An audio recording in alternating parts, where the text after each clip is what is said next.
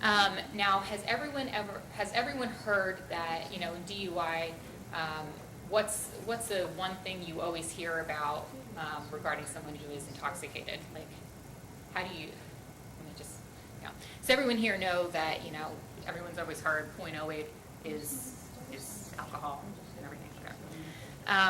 Now,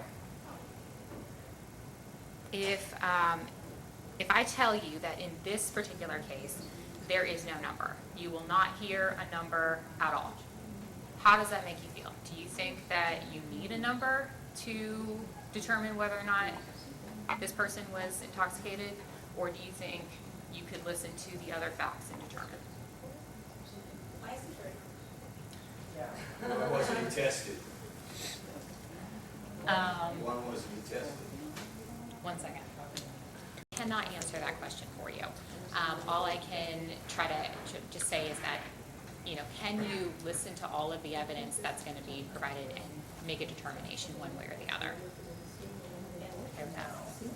No? No. Okay. Any particular reason why, or? That's a huge portion of it. Okay. Exactly. I feel the same way. There's Without a test, you have no evidence. I mean, you might smell alcohol, that doesn't mean anything. Okay? I think it's even ridiculous to be here without a test. On November 24th of 2015, the defendant, Julian Rodriguez, drove his car while intoxicated down Bardstown Road. When he approached a solid red light at the intersection of Bardstown and Goldsmith, and for those of you who are not familiar, it's a little bit further down Bardstown, closer to Walmart. So as he approaches the solid red light at the intersection of Bardstown and Goldsmith, you will hear testimony that he stopped for a second or two and then turned left when he was not permitted to make a left-hand turn on that road.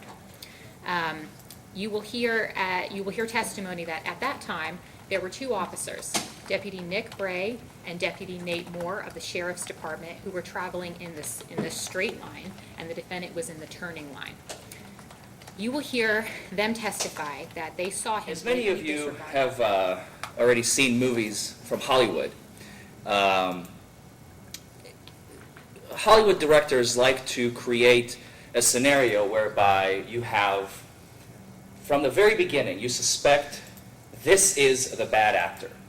There's the evidence of the blood trail. He may be carrying a knife. You suspect this is the individual. This is the murderer. The entire movie, in your mind, he is the murderer until the very last scene when the real bad actor is discovered.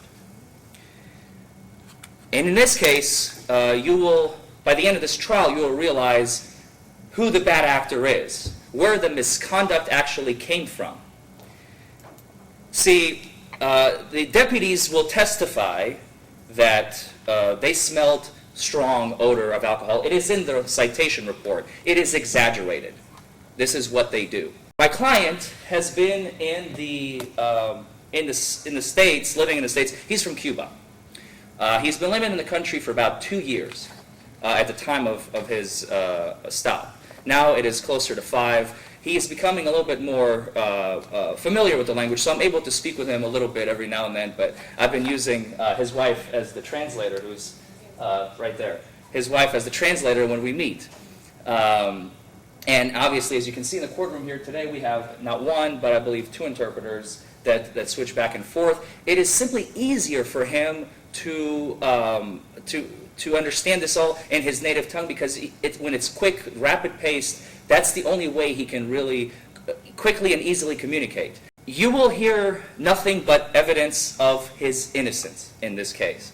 The Commonwealth will attempt to present evidence of guilt, and we will show you later on that what we have here, we're dealing with an innocent man who drank many hours before, had possibly an odor. We don't know. We don't have video. We don't have cameras. We have nothing but a 2-sentence report.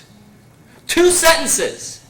Where when I go to Fort Knox and I deal with the exact same case, they write pages upon pages upon pages of information for me to overview and review and see what has happened. This is what I did, and this is what I did. And after that, the defendant said this. And they write everything so meticulously. 2 sentences. That's all we have. By the end of this trial, ladies and gentlemen, or ladies, just realized I don't have a single male. Ladies of the jury, this is a phrase for memory. Ladies of the jury, you, by the end of this trial, I am certain that you will have no other verdict than to find my client not guilty of DUI. Thank you. We'll call our first witness, Deputy Nick Bray. All right, Deputy Bray, please come up to the witness stand, sir. In your career as a deputy, how many DUI investigations have you conducted? We don't get many of them. Like I said, our primary duties are EPOs and warrants, like family court issues, okay, domestic stuff. So I've, 4 years I've been on the street. I think I've had maybe 10 or 15 DUIs, so not a lot. Now, when you stopped him, did you have a chance to approach him? Yes, ma'am. Okay. Was there anyone else in the vehicle with him? He was all alone. Okay. And what side did you approach? I approached the driver's side, and Deputy Moore approached the passenger side. Okay. Could you smell alcohol? Yes, How strong was it? very strong. The best way I can describe it is if you're at a party, you talk to all kinds of people, right?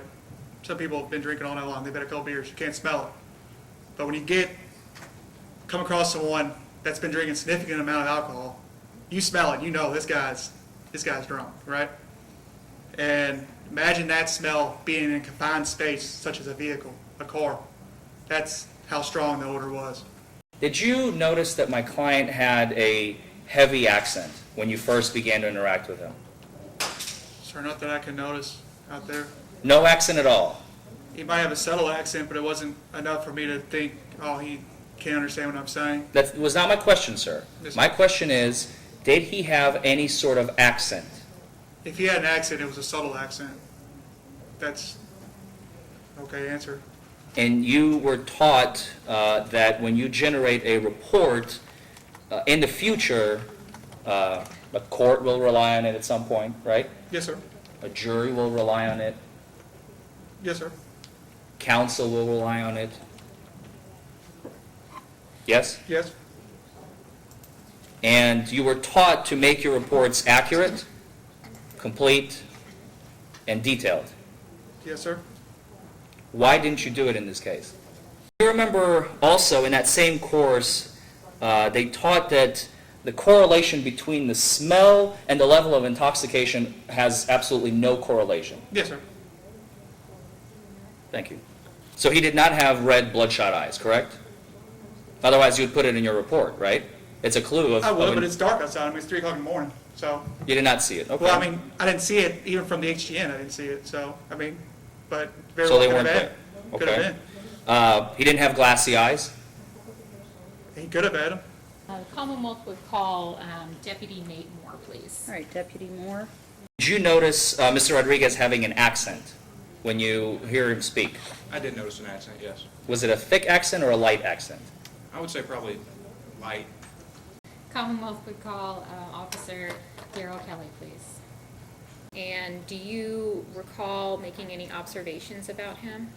Yes, I observed that the subject had flushed face, bloodshot eyes, and an odor of alcohol beverage coming from his mouth. Did you notice that he had an accent when he spoke with you? Yes, sir. How would you categorize that accent? Was it heavy? Was it light? Medium? I'd say heavy. In all countries, in all nations, always has, was, and always will be one golden rule. Those who violate the rules have no right to punish. I will say it again because it is so important.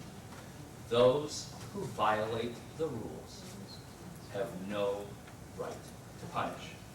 And it is especially expected of members and representatives of government and people in power.